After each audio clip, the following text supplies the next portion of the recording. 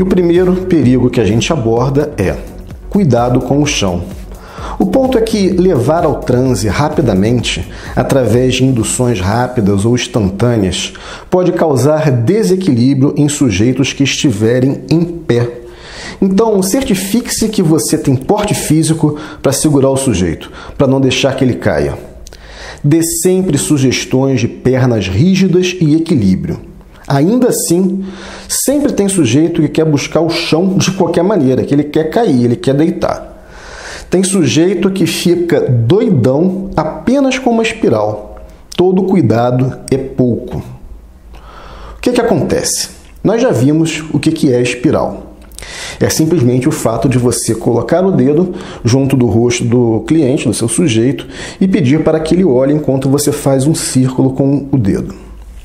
Aconteceu uma vez comigo, quando eu fazia hipnose de entretenimento, que eu fui fazer uma espiral era uma criança, e a criança caiu em cima de mim. Ela caiu em cima de mim com o corpo totalmente rígido. E eu segurei a criança pelo ombro e fiz com que ela ficasse novamente em pé. E tivemos sucesso. A criança não caiu no chão, ela não se machucou, ela caiu para mim e eu segurei ela. Então, muito cuidado com isso, com o chão. Existe um vídeo que circulou muito em grupos do WhatsApp recentemente, que foi um vídeo de hipnose, que a pessoa dava uma sugestão, o hipnotista dava uma sugestão para a moça: quando estalar o dedo, você vai ter o maior relaxamento que já teve. E ele estalou o dedo, e ela foi para o chão. E ela bateu de cabeça. Esse vídeo circulou muito nos grupos de hipnose de WhatsApp há uns anos atrás. Então, muito cuidado com isso. Nunca faça hand drop em pé. Aumenta o risco de o sujeito ir ao chão. E prepare-se para segurar o sujeito em qualquer indução. Bom, o que é o hand drop? É um método de indução, tá? É uma indução que a gente vai ver com detalhes mais adiante. Por enquanto, apenas por favor, anote que não é para fazer hand drop em pé. Hand drop se faz apenas com a pessoa sentada. Explicar sempre ao sujeito o que será feito. Além de gerar a expectativa, o sujeito saberá o que fazer. Então você vai fazer uma brincadeira, por exemplo, de livros e balões. Se a pessoa já conhece a brincadeira, não tem o que explicar para o sujeito. Você pode falar: fecha os olhos aí que a gente vai brincar de livros e balões, tá? Agora, quando a gente vai falar com uma pessoa que não conhece a brincadeira, que não conhece a hipnose, a gente tem sempre que explicar previamente. Olha, a única coisa que eu vou fazer, isso o seu sujeito está com os olhos abertos ainda, tá? Você está conversando com ele ali, está no pré-talk. Olha, a única coisa que eu vou fazer é que eu vou pedir que você imagine que tem alguns livros em uma mão, que vai deixar essa mão mais pesada, e alguns balões de gás hélio na outra mão, que vai fazer essa mão começar a subir e ficar muito leve. É só isso. Vamos começar? Pode ser? Qualquer que seja o resultado, a gente vai parar a brincadeira, tá? Assim que eu colocar alguns livros, assim que você estiver imaginando que eu estou colocando alguns livros numa mão e imaginando balões de gás hélio na outra mão. Tudo bem? Pronto, você já explicou para o seu sujeito o que fazer, e isso é muito importante, tá, em qualquer processo de hipnose. Eu sei que eu estou chovendo um pouco no molhado, eu estou repetindo isso com uma certa frequência, mas é porque isso realmente é muito importante. A mente humana, ela aprende com repetição. Tudo aquilo que você não revê, que você não faz a revisão, você acaba esquecendo. Se você tem hoje aí em torno de 30 anos de idade, você trabalha dando aulas de inglês, de biologia, trabalha, enfim, com qualquer outra coisa que não seja química, certamente você já esqueceu todas aquelas fórmulas de química que você estudou no segundo grau. Por quê? Porque você não fez a revisão, tá? Então, enfim, mais uma vez, aí a revisão é um processo importante para o aprendizado. Quando você aperta a mão, isso. Anderson, vou fazer o seguinte: em algum momento eu vou falar durma. Você não vai dormir, você vai continuar acordado, mas você vai se permitir o maior relaxamento que você já teve enquanto acordado. Tudo bem? Isso, muito bem. Olhando nos meus olhos, isso, vão ficando pesados, cada vez mais cansados. Isso, quando eu falo durma, você já sabe, você se permitir o maior relaxamento que você já teve. Enquanto você fica bem equilibrado no chão, bem equilibrado. a perna bem rígida, você bem equilibrado, isso. Durma bem relaxado, bem profundo, bem relaxado, bem profundo. Opa, caralho! Daqui a pouco você vai perceber que você, para relaxar, você não precisa perder equilíbrio, você pode ficar bem equilibrado. Você pode ficar bem equilibrado em pé, bem equilibrado, isso, muito bem equilibrado. Você, para relaxar, você pode também ficar bem equilibrado, você pode ficar bem equilibrado em pé.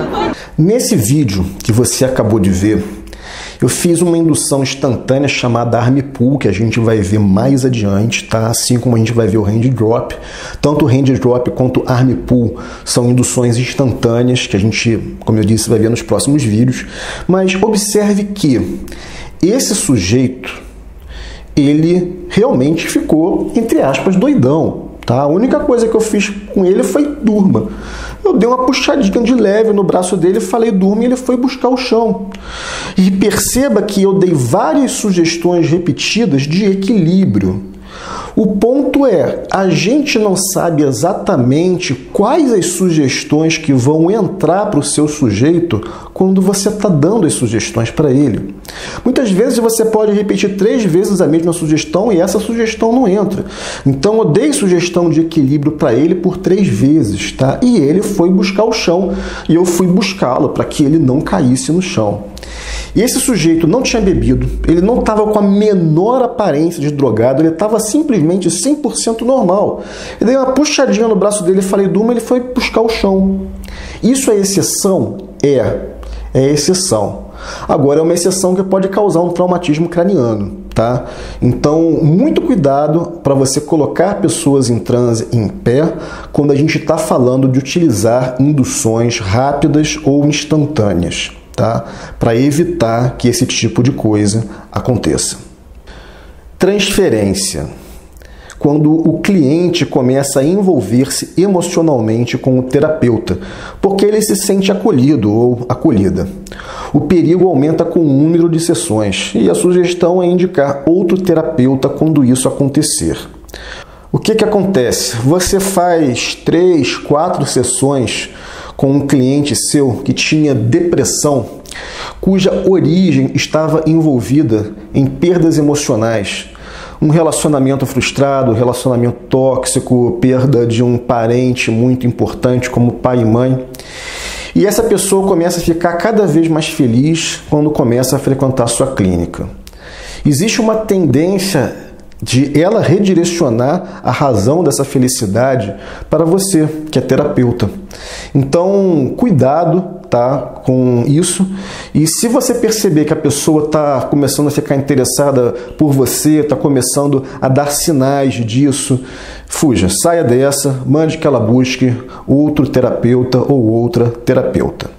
Fantasias de estupro. Existem vários casos dentro e fora do Brasil de mulheres que fantasiaram estupro por parte dos seus hipnólogos. Sugere-se a instalação de CFTV ou pelo menos mocar uma câmera. Bom, o que é mocar? Me perguntaram isso recentemente. Isso, na verdade, é um neologismo que vem do inglês, de mock, que é você fingir que tem uma câmera ali, pegar uma câmera falsa, alguma coisa assim.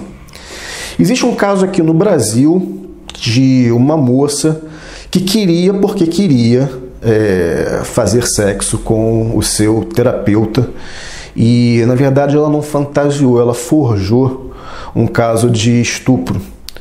Só que ela não sabia que esse hipnólogo tinha uma câmera dentro da sua clínica, que se comprovou através de imagens em vídeo que ela estava tirando a roupa e gritando sozinha. E isso ficou registrado em vídeo e ele certamente aí não foi para a cadeia por conta disso. Eu sei que esse aqui é um caso extremo, mas é um caso extremo, é uma exceção extrema que pode causar um sério problema, então considere essa possibilidade. Dor. A dor pode ser um indicativo de que existe algo que precisa ser realmente tratado, como uma fratura ou um sistema nervoso que requer cuidados. A dor precisa ser estudada. Verificar se a dor é nova ou conhecida, verificar se existe negligência por conta do paciente. A gente vai estudar dor mais a fundo nos próximos vídeos. Nesse vídeo, eu só preciso que você entenda o seguinte: a dor ela é um indicativo de que tem algo por detrás da dor. Sinto muitas dores de cabeça. O que você vai fazer? Auto-hipnose todo dia para tirar a dor? Não. Você pode ter um tumor, você pode ter uma lesão que precisa realmente de estudo. Então é necessário buscar aí a neurologia, buscar a medicina da dor, buscar alguma especialidade para estudar melhor aquela dor. Retirar a dor você pode? Com certeza. O sujeito está no meio da rua e ele reclamou com você, eu estou com dor. Você está fazendo hipnose de entretenimento na rua. Então o que você faz? Você tira a dor dele. Agora você fala, olha, se essa dor voltar, você vai me prometer que você vai no médico, ok? Perfeito, perfeito. Agora, da mesma forma que não se toma analgésico todo dia para dor de cabeça, não se faz auto-hipnose todo dia para dor de cabeça. Tem realmente que buscar aí uma especialidade, porque essa dor ela vai estar indicando realmente que existe algo por detrás que precisa ser tratado, nem que seja uma dor de origem emocional. Por exemplo, a pessoa sente dor de cabeça todo dia. Por quê? Porque ela está se estressando todo dia no trabalho. Tá, então a gente tem que tratar o estresse, não a dor, né? A dor é consequência, ela não é a causa. Visualização criativa. Todo e qualquer processo de regressão pode ser responsável por gerar memórias falsas. Cuidado com o que se fala, cuidado como se fala. Tudo o que se fala pode ser uma sugestão. Além de memórias falsas, tome cuidado para não levar o sujeito para um local inadequado, como que ative um trauma ou desperte sua alergia. O que é essa visualização criativa? Imagina que você começa a falar para o seu sujeito. Seu sujeito está em transe. Imagine-se agora num campo muito bonito, muito florido. Ele tem fobia de borboleta. Já pode começar a criar ali um medo e essa pessoa pode começar a ter reações inadequadas por causa desse medo. Imagine-se agora comendo um delicioso prato de camarão e a pessoa é alérgica a camarão. Você vai começar a despertar uma alergia nesse sujeito. Então, muito cuidado com visualização criativa, para não provocar, inclusive, memórias falsas. O que são memórias falsas? Nunca faça isso. Memórias falsas é quando a pessoa está em transe e você começa a dar sugestões que vão provocar memórias que não existem. Por exemplo, uma pessoa tem 2 filhos e você começa a falar do 3º filho da pessoa. Isso vai começar a provocar realmente uma memória falsa na cabeça dela, que vai começar a acreditar que tem 3 filhos. A cabeça dela vai começar a criar que existe mais um quarto dentro da casa que não existe. Isso tudo é uma visualização criativa, tá? Que provoca memórias falsas. E a pessoa pode ficar realmente preocupada. Cadê esse meu 3º filho que não está aqui comigo? Então, muito cuidado com visualização criativa e memórias falsas. Não faça isso. Memórias falsas é péssima prática que inclusive tem levado gente à cadeia por conta disso. Catalepsia. O que é catalepsia? É a pessoa ficar com o membro rígido, não sentir, não conseguir mexê-lo. A hipnose tira o desconforto e o subconsciente mascara a dor. Porém, as consequências podem existir. Nunca faça a ponte humana ou similar. O que é a ponte humana? Você coloca o cidadão em transe, usando, por exemplo, a indução de Dave Elman, e você dá a sugestão de que todo o corpo dele está extremamente rígido. E ele não consegue nem mais sentir o próprio corpo, porque, inclusive, existe também ali uma anestesia muito grande. O corpo está rígido, bem rígido, bem rígido, bem rígido. Coloca o camarada com os pés numa cadeira, a cabeça em outra cadeira e nada na região entre a cabeça e os pés. Aí chega o cara e pisa na barriga ou nas costas do cara. O que acontece? Vai funcionar? Vai ser bonitinho? Vai ser um showzinho? Olha, vai ser um showzinho sim, mas não vai ser nada bonito. Porque por mais que a hipnose esteja mascarando ali a dor, você está provocando mal a coluna da pessoa que está ali. E se a pessoa então já tiver um problema de coluna, depois que o efeito da hipnose passar e ela retornar às suas condições normais, fora de transe, essa dor pode ser monumental.